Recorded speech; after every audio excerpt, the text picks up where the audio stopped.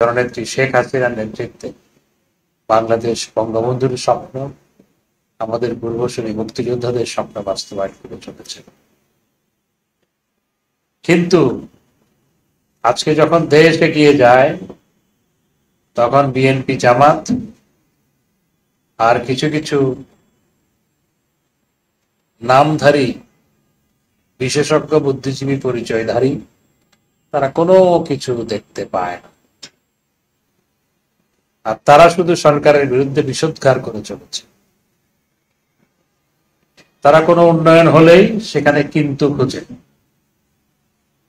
আর কোনো উন্নয়ন অগ্রগতির আমরা উদ্যোগ যখন গ্রহণ করি তখন সেটির বিরুদ্ধে অপপ্রচার চালায় এবং সেটিকে বাধাগ্রস্ত করার অপপ্রয়াস চালায়।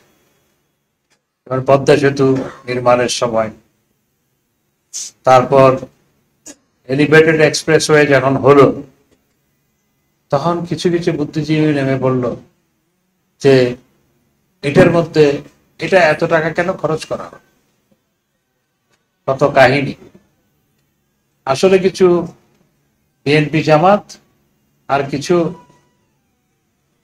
নামধারী বুদ্ধিজীবী আছেন যারা বুদ্ধি করে মিথ্যা কথাটা বলে এবং বুদ্ধি করে সরকারের বিরুদ্ধে অপপ্রচার চালায়। আমি আল্লাহর কাছে প্রার্থনা করব আল্লাহ পাক যেন তাদেরকে হেদায়েত করেন এবং আশা করব তাদের বুদ্ধিগুলো দেশের উন্নয়ন, অগ্রগতি, সমৃদ্ধির জন্য তারা কাজে লাগাবে।